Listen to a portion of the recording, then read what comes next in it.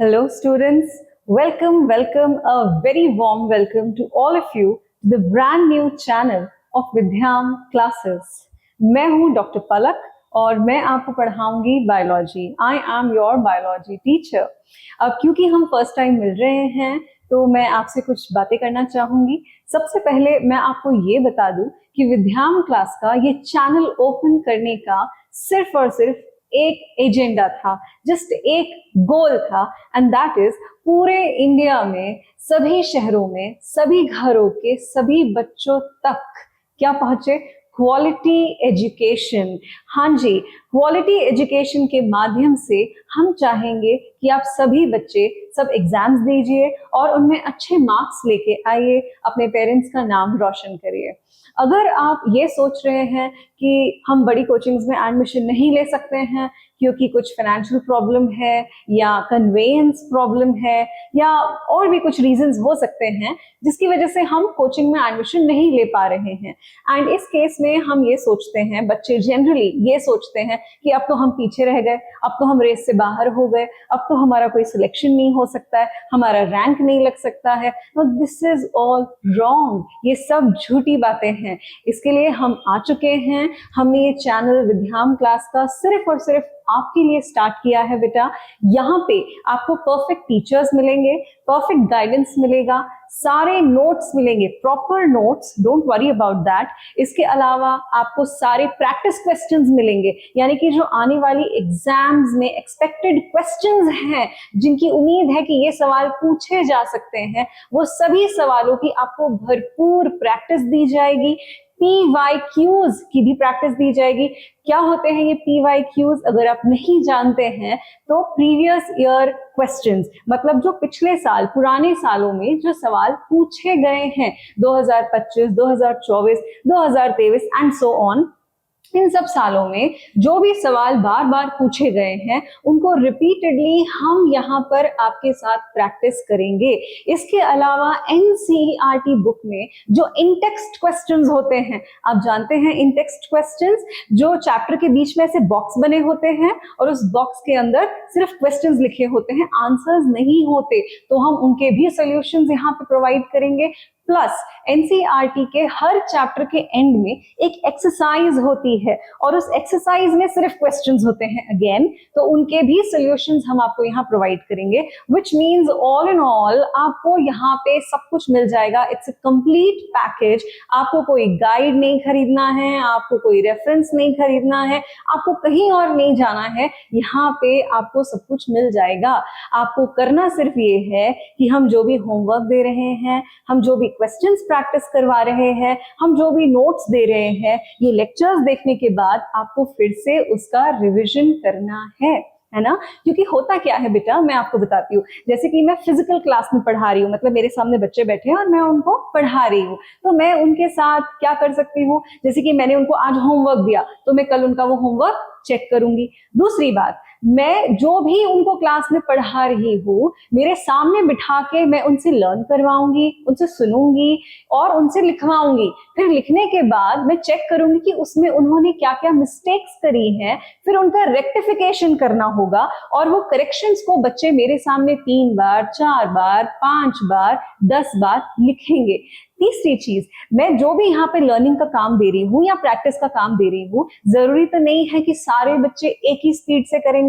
हो सकता है कि एक आंसर एक बच्चे ने 1 मिनट में रेडी कर लिया, वही आंसर दूसरे बच्चे ने 5 मिनट में रेडी करा, वही आंसर किसी और बच्चे ने 10 मिनट में रेडी करा, है ना। तो सबकी स्पीड अलग अलग होती है, तो जिन बच्चों को थोड़ा सा ज्यादा समय लगता है उनको हम यहाँ पे क्लास ओवर होने के बाद भी एक्स्ट्रा कुछ टाइम के लिए हमारे पास प्रैक्टिस करवाते हैं, है ना। तो जो बच्चे मुझसे पढ़ चुके हैं या जो पढ़ रहे हैं वो मेरी बात से अग्री करेंगे। तो कमेंट्स में क्या लिखना है बेटा आपको? Yes, okay.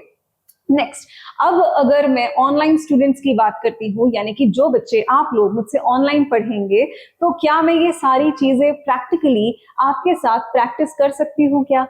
हाँ, क्या मैं रोज आपको होमवर्क दूंगी तो मैं आपका होमवर्क रोज चेक कर सकती हूँ क्या? क्या मैं मेरे सामने बिठा के आपसे आंसर्स लर्न करवा के लिखवा सकती हूँ, उसमें से गलतियां ढूंढ के उनके करेक्शंस आपसे लिखवा सकती हूँ? क्या आपके साथ आपको बिठा के कि नहीं आपको बैठना है, अभी पढ़ना है, क्या मैं ये कर सकती हूँ? मान लो वीडियो चल रहा है, बाहर से हमको किसी ने आवाज लगाई, हम चले गए, मम्मी ने कुछ काम बता दिया, या बाहर मैच चल रहा है टीवी में, सब लोग टीवी देख रहे हैं, तो हमारा भी मन करा अरे यार 1 आवर देख के आते हैं, वो आवर देखा, उसके बाद में आ गए, बाहर पानी पीने चले गए, किसी से बात करने लग गए, तो कितने सारे डिस्ट्रैक्शंस हैं। क्या मैं आपको हर जगह से लेके आऊंगी और बोलूंगी नहीं बेटा बैठो, अभी पढ़ने का टाइम है, अभी पढ़ाई करो? ये तो पॉसिबल है ही नहीं, है ना, क्योंकि आप अलग अलग शहरों में हो। तो इसके लिए मैं आपसे जुड़ी हूं सिर्फ एक बेसिस पर, और वो है विश्वास। यानी कि मुझे आप पर विश्वास है कि आप ऑनेस्टली, ईमानदारी से वो सारा काम करेंगे, वो सारा होमवर्क करेंगे, वो सारे प्रैक्टिस क्वेश्चंस करेंगे जो मैं आपको दे रही हूँ। और अगर आपने ये कर लिया देन ट्रस्ट मी, आप जो भी एग्जाम्स देंगे आप वो बहुत अच्छी तरह से क्रैक करेंगे और आप वो रिजल्ट लेके आ सकते हैं जिसकी आपने कभी कल्पना भी नहीं करी है। बस आपको करना ये है कि मुझसे जुड़े रहना है। मुझसे जुड़े रहने के लिए आपको ये चैनल लाइक करना है, सब्सक्राइब करना है और ज्यादा से ज्यादा लोगों तक शेयर करना है, ताकि वो भी इस क्वालिटी एजुकेशन का फायदा उठा सके। ओके, तो चलिए देर किस बात की, अब हम चलते हैं हमारे फेवरेट सब्जेक्ट की ओर, दैट इज बायोलॉजी, है ना। देखिए बायोलॉजी फेवरेट सब्जेक्ट मेरा इसलिए भी है क्योंकि जब आप फाइनल एग्जाम दोगे, जैसे कि आप 10th क्लास के एग्जाम्स देने वाले हो अभी, है ना, तो 10th क्लास में आपका जो फाइनल एग्जाम होगा साइंस का, उसमें फिजिक्स, केमिस्ट्री, बायोलॉजी एक साथ पूछा जाएगा, राइट। तो उसमें जो आपका 80 मार्क्स का पेपर है, बायोलॉजी के क्वेश्चंस कम से कम 28 to 30 मार्क्स के पूछे जाएंगे। मतलब फिजिक्स केमिस्ट्री का वेटेज थोड़ा सा कम है मगर बायोलॉजी का वेटेज ज्यादा है। तो बायोलॉजी में अगर हम देखते हैं कि आपको 10th क्लास में क्या क्या चैप्टर्स पढ़ना है, let's have a look on that. Okay, so these are the chapters. सबसे पहला चैप्टर है आपका लाइफ प्रोसेसेस, है ना। अभी इन सब चैप्टर्स को हम डिटेल में पढ़ेंगे। तो जो लाइफ प्रोसेस चैप्टर आपका है, आप मान के चलो कि ये कम से कम, जस्ट अ मोमेंट, ये वाला जो आपका चैप्टर है, आप मान के चलो कि ये 7 से 9 मार्क्स का पूछा जाएगा। जो लाइफ प्रोसेस वाला आपका चैप्टर है, इसके क्वेश्चंस 7 से 9 मार्क्स में पूछे जाएंगे। अच्छा, फिर हाउ डू ऑर्गेनिजम्स रिप्रोड्यूस आपका सेकेंड चैप्टर है बेटा, और इसमें भी आप मान के चलो कि 7 से 8 नंबर के सवाल इस चैप्टर के भी पूछे जाएंगे। अगला चैप्टर है आपका हेरिडिटी एंड इवोल्यूशन। देखिए इसमें जो इवोल्यूशन वाला पार्ट है बेटा, ये ओमिट हो चुका है, ठीक है, यानी कि अब बचा इसमें सिर्फ हेरिडिटी। और मैं बता दूं कि ये हेरिडिटी बहुत छोटा सा पार्ट है बट इट्स वेरी स्कोरिंग। इसमें आराम से आप मान के चलो कि 6 से 7 नंबर के सवाल हेरिडिटी में से ही पूछे जाते हैं। इट्स ऑल जेनेटिक्स, अभी हम पढ़ेंगे सब।